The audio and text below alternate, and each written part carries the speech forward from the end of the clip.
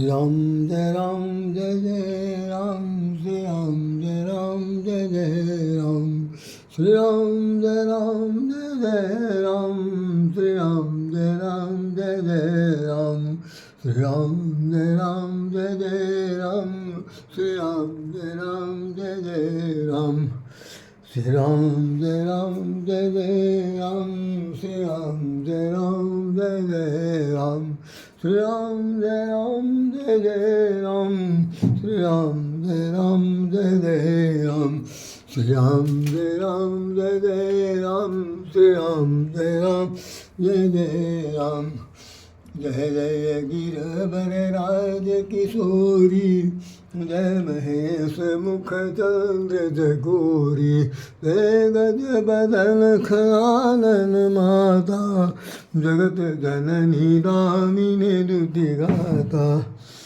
नहीं तव आदि मध्य अवसान अमित प्रभाव वेद नहीं जाना भव भव विभव पराभव कारिणी विश्व विमोहनी विश्व विहारिणी देवी पूंजी पद कमल तुम्हारे देवी पूंजी पद कमल तुम्हारे सुर नर मुनि सब होई सुखारे सेवत तू ही सुफल फल चारी वरदायिनी त्रिपुरारी प्यारी सर्वमंगल मंगले सुश्री सर्वाद साधके शरण त्र्यंबके गौरी नारायणी नमस्ते सर्वमंगल मंगले सुश्री सर्वाद साधके शरण त्र्यंबके गौरी नारायणी नमस्ते या देवी सर्वभूतेषु भक्तरूपेण संसार नमस्तस्ते नमस्तस्ते नमो नमः।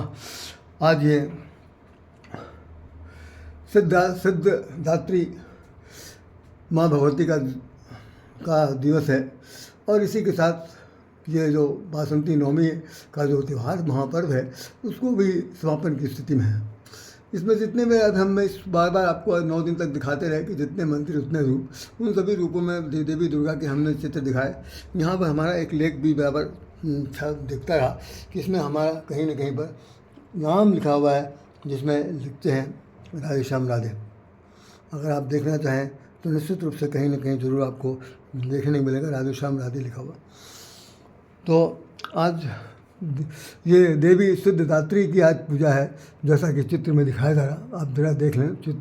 देवी सिद्धदात्री लिखा हुआ, सिद्धदात्री देवी का दिन है और उस पर हम लोग चर्चा करेंगे।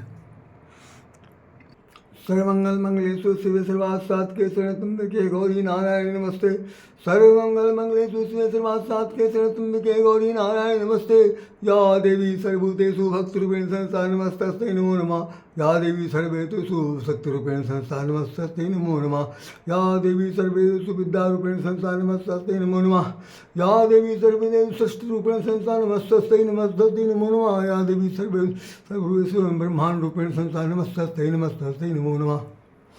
बोलिए जगदम्बा की जय। आज देवी सिद्धदात्री का जन्म महोत्सव कहें, अवतरण कहें या उनका स्वर्ण पूजन है, उपासना का दिन है। सभी लोग नवरात्रि का ये अंतिम दिन जो है मनाते हैं और इसमें सारी कन्याओं का जो मतलब उनको चरण पखारे जाते हैं, भोजन इत्यादि कराया जाता है, जैसा भी है। ये तो एक आम बात है जिस पर मैंने कह दिया। सच पूछिए तो जितनी भी अभी तक हम लोगों ने 8 देवियों के नाम सुने, गौरी तक का हमने अपनी चर्चा कर दिया, लेकिन सिद्धदात्री का नाम नहीं आया। आज ये सिद्धदात्री देवी जो कौन है हम लोग इस पर चर्चा करते हैं। कम से कम मानस का तो उदाहरण आपके सामने रख ही दूंगा। दुर्गा सप्तमी में जो कुछ भी लिखा हुआ है या अन्य जितने भी वक्ता हैं जो बोलते हैं, किसी भी ब्राह्मण के मुखारबिन से मैंने ऐसा कोई चित्रण नहीं सुना इसमें ये किसने बताया हो कि सिद्धदात्री देवी वास्तव में है कौन ही नहीं पता। लेकिन वो प्रूफ कैसे हुआ ये रामचरितमानस से चित्रण सामने आता।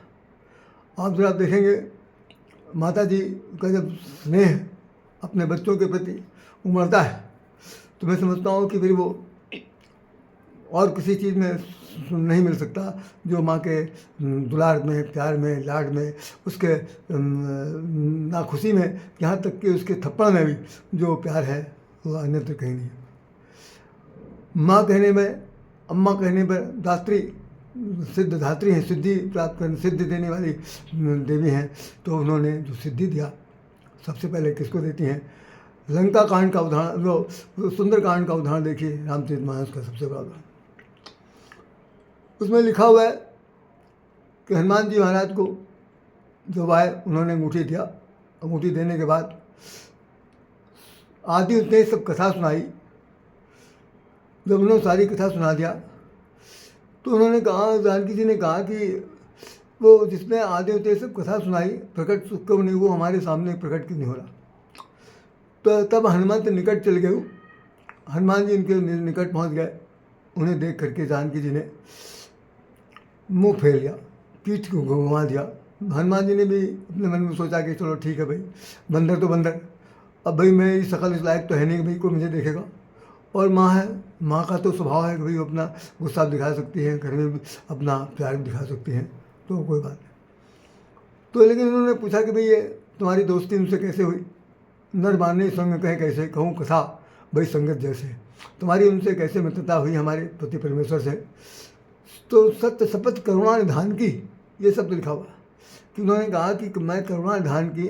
करुणा निधान जो है ये गोपनीय शब्द है, रामचरितमानस में भी है। हमारे बहुत ही प्रकांड विद्वान गोस्वामी या युग तुलसी महाराज जी कहते थे, पंडित राम उपाध्याय, कि जानकी जी विवाह करके जब आई हो तो होता भी है हम लोग सबके दाम्पत्य जीवन में प्राय अपने अपने मतलब जो धर्मपत्नी है, संग जीवन संगनी है, उनका किसी नाम को लेकर के संबोधन से बुलाया जाता है। वो संबोधन केवल पति पत्नी ही एक दूसरे को जानते हैं, लेकिन अब तो खुल्लम खुल्ला है और उसमें नाम लेकर के पुकारना, ये करना वो करना। पहले इसका चलन नहीं था, बड़ी मर्यादा थी कि भाई अपने पति परमेश्वर का नाम नहीं लिया जाता था। तो कोई एक नाम ऐसा गढ़मढ़ लेते थे कि सिर्फ हम ही जाने वही जाने, दूसरा कोई नहीं जाने। ए जी ओ जी ये सब तो चलो चलते हैं, लेकिन साथ साथ उसमें कोई नाम भी होता था। तो लेकिन पुरुष जो थे, पुरुष वर्ग का जो है वो तो नाम लेता है, बेखटक नाम लेता है, और तरह तरह की उसको अर्यादा मर्यादा समझ में नहीं आती। यहाँ तक कि भगवान राम ने जानकी जी को कह दिया कि सीते कह करके बुलाया, लेकिन भगवान राम को जानकी जी ने कभी शब्द से अपने भाषा से संबोधित नहीं किया। तो वो करुणा निधान कहते थे इनको। तो ये बात को हनुमान जी को भगवान राम ने बताया कि देखिए आप जात रहे अंगूठी लेकर के, हो सकता है कि वो आप पर विश्वास न करें, तो जिस वक्त आप ये बता देंगे कि करुणा निधान की शपथ दिला देंगे, तो वो कह देंगे कि करुणा निधान इनको कैसे मालूम? ये तो हमारे पति पत्नी के बीच का मामला है, शब्द है, और इनको कैसे बताएगा? इसका मतलब ये ज़रूर उनके नियरेस्ट बहुत ही अंतरंग व्यक्ति होगा, तभी उसको पता है। कहानी में बिल्कुल आगे नहीं बढ़ाऊँगा। तो ये हुआ कि जानकी जी ने क्या कहा, अजर अमर गुण सुत हो करहि सदा रघुनायक छो। अजर अमर, यहाँ तक तो बिल्कुल ठीक है। हनुमान जी आप अमर हो जाइए, और अजर में आप कभी बूढ़े ना होइए, आप हमेशा युवा की तरह दिखाई पड़ते रहिए, अमर रहिए सारे संसार में, चाहे कोई मरे चाहे जिए चाहे जैसे रहे, लेकिन आपकी कभी शरीर देवासान नहीं होगा, और आपकी कभी मतलब मौत नहीं हो सकती, आप जीवांत देवता इस धरती के मारे जाएंगे। तो अजर अमर हो गए। फिर उन्होंने कहा कि तुम गुणनिधि हो, गुणनिधि सुत हो, आपको गुणवान सारे सिद्धियों से युक्त आपको कहते हैं। तो यहाँ तक तो जब सुन लिया, तब तक हनुमान जी को खुशी नहीं। उन्होंने कहा अरे भाई ठीक है, आशीर्वाद दिया है, माता जी है, इतना तो दे ही सकती हैं, लेकिन एक बात और रह गई कि भगवान राम ने तो हमको कुछ नहीं दिया, कुछ नहीं दिया। और उन्होंने एक बात कह दी थी कि प्रत्युपकार करूँगा तो सीधे सीधे हाथ खाली कर दिया, झाड़ पोल खड़े हो गए कि भाई हम तो आपके उपकार से, हम तो आपके एहसान से बिल्कुल दबे हुए, हम आपको क्या दे सकते हैं। हनुमान जी ने कहा कि आप दीजिए चाहे न दीजिए, सबको एक एक पद दे रखा आपने, सुग्रीव और विभीषण को, भैया हमें तो 2 पद मिले।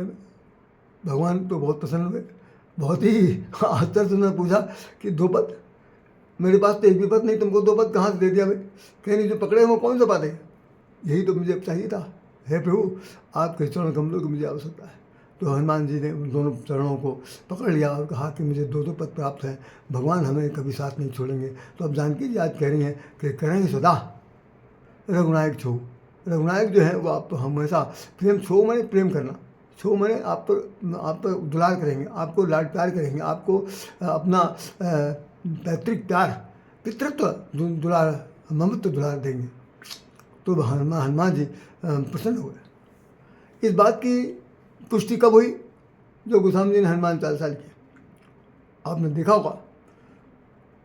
आठव सिद्ध नवनिध के दाता, आठव सिद्ध नवनिध के दाता, असवर दीन जानकी माता, असवर दीन जानकी माता। तो आठों सिद्धियाँ और 9 निधियाँ ये किसने दिया? असवर, ऐसा वर किसने दिया? जानकी माता ने दिया। तो वो इनका दिया हुआ ये वरदान हनुमान जी के शरण में जाने के बाद क्या होता है? आठों सिद्ध नवनीत के दाता हनुमान जी भी उस सिद्धियों को के दाता बन गए। तो यहाँ पर ये बात, ये कथा, ये प्रसंग, ये शब्द, ये चौपाई इस बात की पुष्टि करती है कि जहाँ पर अजर अमर गुणनिधि कहा था, उस गुणनिधि के अंदर ये 8 सिद्धियाँ, 9 निधियाँ भी आ गई। और इसकी दात्री कौन है? सिद्धात्री, सिद्धदात्री, जिसका आज पूजन हो रहा है, वो माता सीता जी है। सीता जी ही, हमने बहुत बार आपको बताया दिया होगा, सीता जी ने ही अपने भिन्न भिन्न रूपों में अपने आप को प्रकट किया। वही दुर्गा बनी, वही सती बनी, वही वो आपका लक्ष्मी बनती हैं, वही क्या नाम पार्वती बनी, वही सरस्वती बनी। इन तीनों रूपों में, एक में भक्ति बन जाती हैं, एक में वो शक्ति बनती हैं, और एक में वो विद्या की देवी, मुक्ति प्रदान करने वाली बनती है। तो तीनों रूपों में विभक्त होने के बाद जानकी जी आज जो है सिद्धि की दाता बनी है। तो सिद्धदात्री जानकी जी की पूजा आज के दिन होनी है। लेकिन चूँकि ये बात पूरी तरह से स्पष्ट न होने की वजह से एक प्रतीकात्मक है, शब्दों में लिखा हुआ है, गढ़ा बढ़ा हुआ है, उसको समझना बड़ा कठिन है। जब तक हनुमान चालीसा और सुंदरकांड की इस चौपाई को आपस में मिला करके नहीं समझा जा सकता, तब तक आपको सिद्धात्री देवी का कहीं चित्र नहीं मिलेगा। ये हमने आपको इस कैलेंडर के अंदर 8 देवियों को दिखा दिए, लेकिन 9वां सिद्धदात्री का चित्र कहीं नहीं है। हमने अपनी तरफ से आज निकला था पेपर में, हमने उसकी कटिंग इसके अंदर चिपका दिया और दिखा दिया कि वास्तव में सिद्धात्री देवी कौन है। तो इनके हाथ में, ऊपर के दोनों हाथों में, एक में चक्र है, एक में गदा है, और 2 नीचे जो हाथ हैं, एक में पुष्पमाला है और दूसरे में आशीर्वचन देती है। तो कुल मिलाकर के आशीर्वाद भी दे रही हैं। चक्र जो है, समय का चक्र है, वो इनके हाथ में है। जैसा वो चक्र चलेगा, चलाएंगी, वैसा सृष्टि का चलन चलेगा। गदा, इस बात का सबूत, गदा माने अस्त्र-शस्त्र। अस्त्र-शस्त्र का दूसरा शब्द यह है कि नारी को भी अपनी स्मिता के लिए, अपनी सुरक्षा के लिए हमेशा बलपूर्वक निर्वाह करने के लिए कोई न कोई अस्त्र रखना पड़ेगा, अन्यथा किसी भी समय उसकी स्मिता पर कोई भी आँच आ सकती है। तो देवी सिद्धदात्री ने हाथ में गदा भी ले लिया। चक्र से गर्दन किसी का नहीं काटेंगे। चक्र का तात्पर्य सिर्फ इतनी है कि समय का चक्र भी उनके हाथ में है। समय चक्र चल रहा और वो देखती हैं, सब कुछ कर रही हैं। जैसा कि हमने आपको बताया था अभी पिछले दिनों, बहुत सी जो चर्चाएं की थी, उसमें हमने कह दिया था कि जानकी जी ने ही कहा था कि मैं आपका रणयुद्ध देखना चाहती हूँ। तो भगवान ने कहा फिर तो उसके लिए कुछ करना पड़ेगा। अंतुगत्वा राम रावण के युद्ध में जानकी जी अशोक वाटिका में रहती हैं। वहाँ पर उन्होंने अध्यक्षता की। यह अन्यथा न लीजिएगा कि वहाँ बंदनी बनी हुई है, सब लोग कह रहे हैं अपहरण करके ले गए, चुरा के ले गए।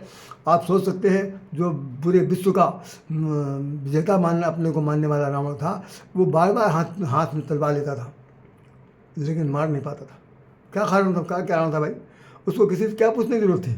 और बार बार वो कहता है, एक बार विलोक में मोरा, एक बार से मेरी तरफ देखा। उसके अंदर ममत्व है, उसके अंदर दुलार, पुत्र माँ का दुलार है, उसके अंदर कोई दुभावना नहीं है। क्योंकि उसे खलनायक के रूप में प्रस्तुत किया गया, इसलिए उसके तमाम चारित्रिक दोषों को सामने रखा गया। मैं इन सब चीज़ों को नहीं कहना चाहता हूँ, सिर्फ यही है कि जानकी जी ने वहाँ पर रह करके रणांगन दिखा और त्रिजटा ने सारी घटना बताई, जैसे संजय ने उनको दृष्टांत बताया। ये बात हमने बता दी थी। अब आप इस पर विचार कीजिए। गोस्वामी तुलसीदास जी ने प्रारंभ में रामचरितमानस लिखते समय सारे देवी देवताओं का वंदन किया। तो उसमें कहते हैं, बहुत गौर सुनिएगा,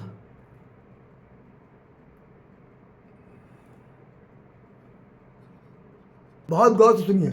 जनक सुता जग जननी जानकी, फिर अंडरलाइन करिए, जनक सुता जग जननी जानकी, अतिशय प्रिय करुणा निधान की। बिल्कुल पोल खोल दिया। अतिशय प्रिय करुणा निधान की। जो राम करुणा निधान भगवान राम के अतिशय प्रिय हैं वो जानकी जी कौन है? जनक सुता जग जननी जानकी, अतिशय प्रिय करुणा निधान की।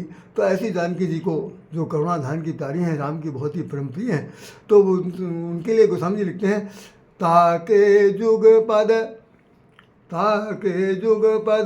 कमल बनावहूँ, जाके जुग पद, दोनों पैर दोनों चरण, जाके जुग पद कमल मनावहूँ, जासु कृपा निर्मल गति मति पाऊँ, जासु कृपा निर्मल मति पाऊँ।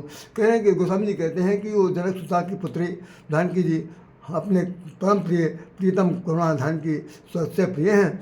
उनके दोनों चरणों की मैं वंदना करता हूँ, क्योंकि उनके चरणों कमल की वंदना करने से क्या होगा? जासु कृपा, जिसकी कृपा से निर्मल मति की प्राप्त होगी, निर्मल सद्बुद्धि की प्राप्त होगी। तो हमारे आपके जीवन में निर्मलता अगर बिल्कुल नहीं है, बौद्धिक स्तर पर सब कुछ होते हैं अभी भैया, 100 बार तौबा, बुद्धि भ्रष्ट होने में पल नहीं लगता। सबकी बुद्धि कितनी कलुष कामना से युक्त है, कितनी कलुषित है, कितनी दुर्भावना से युक्त है। बुद्धि में क्या क्या चीज़ भरा हुआ, किसके बारे में क्या चीज़ सोच रहा, कितना कौन कितना पूर्वाग्रह से प्रेरित है, बौद्धिक स्तर कितना निम्नतर गिर चुका है। आज की तारीख में कौन किससे क्या कहना चाहता है, सुनना चाहता है, समझाना चाहता है और अपने बलात् प्रयोग करना चाहता है। तो उसके लिए गोस्वामी जी ने लिख दिया कि जो वास्तव में सिद्धदात्री देवी सीता जी की पूजा करेगा, पूजा ही नहीं करेगा, उपासना भी नहीं करेगा, जो उनके चरणों की वंदना करेगा, ताकि युग पद कमल मनाऊं, उनके कमल चरण कमलों की जो पूजा करेगा उसको वो मति सद्बुद्धि देंगे। तो आज सिद्धदात्री जो हैं, अगर हमें सद्बुद्धि दे देंगे तो सद्बुद्धि से ही हम 8 सिद्धि 9 निधि को भी प्राप्त कर लेंगे। और जब बुद्धि नहीं हो सही होगी, बुद्धि में दुर्बुद्धि होगी तो कुछ भी मिलने वाला नहीं है। सबसे पहले हम लोगों के जीवन में हमारे परम पूज्य गुरुवर जी महाराज जी कहते थे कि जब कभी किसी देवी देवता के पास जाइए, किसी मंदिर देवालय में जाइए, जहाँ कहीं जाइए, अरे यार ज़िंदगी में सब कुछ तो मांग ही लिया, नहीं मांगा तो भी मिल ही रहा, नहीं मिलेगा देर सवेर मिलेगा, लेकिन एक चीज़ मांगना न भूलिएगा। बस ये गुरु जी कह रहे हैं, एक चीज़ मांगना न भूलिएगा कि भगवान जीते जी बुद्धि ठीक रखिएगा, सद्बुद्धि दीजिएगा। अगर बुद्धि भ्रष्ट हो गई तो घर के लोग तो लतियाएंगे ही, बाहर भी बहुत अच्छी बेइज्जती होगी। तो बौद्धिक स्तर बहुत सुंदर होना चाहिए कि मरते दम तक होश हवास ठीक होना चाहिए। उसकी स्मृतियाँ, उनकी जो स्मरण शक्ति है वो बहुत ही उज्जवल निर्मल होनी चाहिए कि भाई बूढ़े से बूढ़ा आदमी यदि अपना हाथ किसी पर वरद हस्त रखता है, बेटा जीते रहो, खुशहाल रहो, युग युग तक जियो, चिरंजीव हो, तो ये कहने में उसकी बौद्धिक स्तर बहुत ही निर्मलता से परिपूर्ण होना चाहिए। और ये माँ के द्वारा ही प्राप्त हो सकता, पिता से भी नहीं मिल सकता। पिताजी तो आपको पौरुष बल देने के बाद साहस देंगे, सब कुछ देंगे, लेकिन वो माता जी से बुद्धि दे सकती है, क्योंकि माँ अपने बच्चे को हर समय बहुत ही योग्य और महानतम देखना चाहती है। हम तो बचपन में सुनते रहते थे, वो कभी पूजा पाठ होता था तो या कोई ऐसी बातचीत होती थी, माँ अपने बच्चों को जब दुलाती थी, उपचार लगाती थी तो कहती थी, अब तो पता नहीं क्या कहती, मैं तो मैं कहूँगा तो सबको बड़ी बेइज्जती होगी। वो कहती मोर बचे हुआ तो कलेक्टर बनी है, मोर बचे हुआ तो जज बनी है, मोर बचे हुआ तो भैया फलाना रहे। मतलब वो अच्छे से अच्छा पदनाम अपने मुखारबिंद से निकालती थी। आज की तारीख में उपटन पुटन तो सब मिट्टी मिल गया कि किसी भी छोटे से छोटे बच्चे से लेकर 5वीं 8वीं 10वीं तक पढ़ने वाले लड़कों के सिर पर कभी कोई तेल फ्ले नहीं लगता। किसी प्रकार का कोई मात्रा तो दुलार नहीं है। जैसी व्यवस्था है उसमें महिलाएं तो सिर्फ अपने ही जीवन को, अपने ही सुंदर स्वरूप को बनाने लगी हैं, वो बच्चों को क्या बनाएंगे। हम आलोचना नहीं कर रहे हैं, लेकिन माता सीता जी की कृपा से सबको सद्बुद्धि मिले, वो जीवन धात्री हैं, सब पर कल्याण करने वाली हैं। आप लोग भी उनकी पूजा पाठ कीजिए और कल्याण के साथ उनका कीजिए। तो मैं इस संबंध में एक वो पढ़ देना चाहता हूँ, चाहे तो आप स्वीकार कीजिए। साथियों, ये मेरी पुस्तक है तस्मै श्री गुरुवे नमः भाग 2, ये 2018 में प्रकाशित विमोचन हुआ था। और मैंने ये यहीं पर हनुमान जी मंदिर में और गंगा गोमती तट पर इसका विमोचन करवाया था। ये पूरी तरह पोट्री में लिखा हुआ है। इसमें से हम एक पद का दो चार शब्द सुना दे रहे हैं, जो सभी देवी देवता हमारे जितने भी हैं उन सब के बारे में इसमें वर्णन किया गया। तो सुन लीजिए।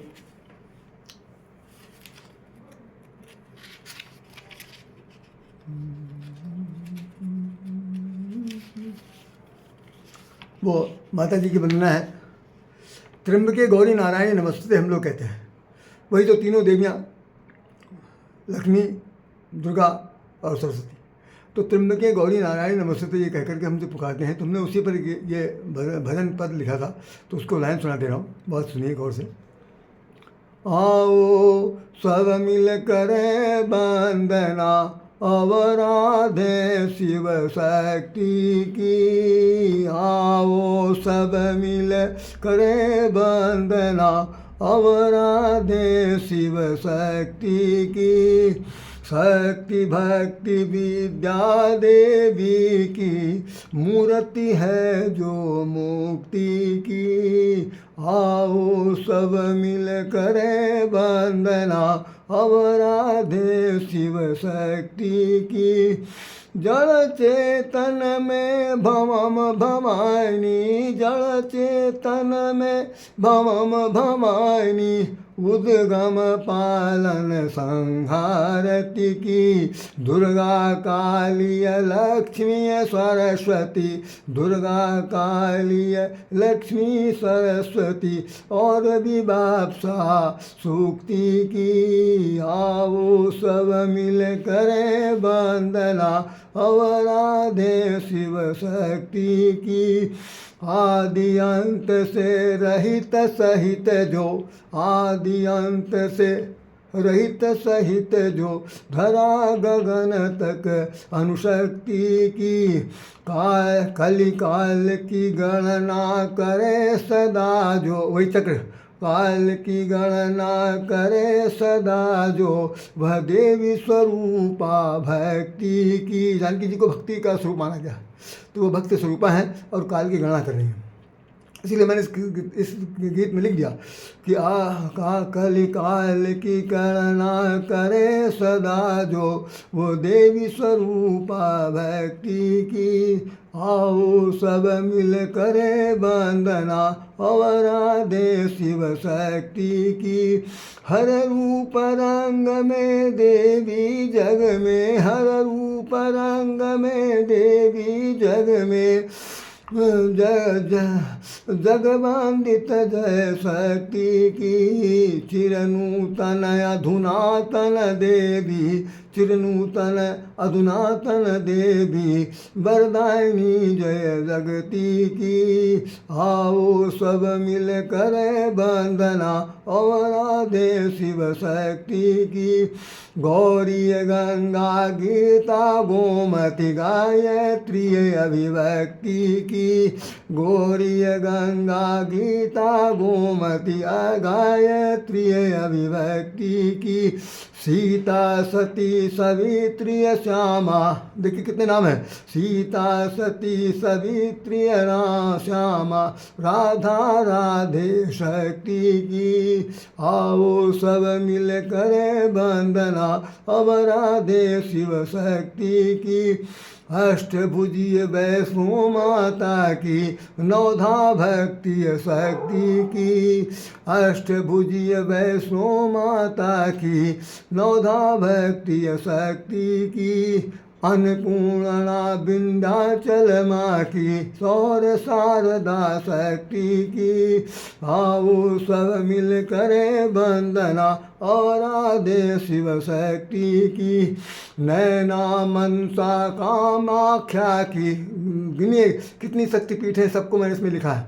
नैना मनसा कामाख्या की भुवनेश्वरी, मुंबा शक्ति की चामुंडा कालिका भवानी, भुवनेश्वरी दुर्गालिका चामुंडा कालिका भवानी, दुर्गति नाशनी शक्ति की आओ सब मिल करे वंदना, और आधे शिव शक्ति की।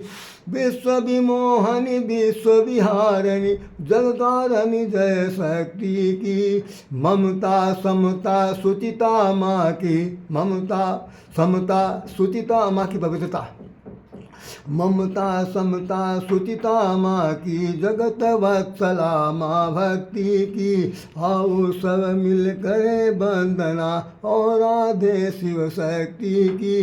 अंतिम है, सकल भुवन त्रिलोक में स्तुति होती है नित्य शक्ति की, राधे ममता पाने को नित, राधे ममता पाने को नित, स्तुति करते माँ शक्ति की, आओ सब मिल करे वंदना, और राधे शिव शक्ति की। ये पुस्तक में इसमें 9 ही जोड़े लिखे हुए और जितनी भी डिग्रियाँ हैं उन सबका हमने इसमें वर्णन किया है। ये माला दुर्गा जी के ही कल कार्यक्रम में मैं गया था तो वहाँ पर पंडित जी ने दिया था, उसको मैं पहन करके आपके सामने ये बोल दिया।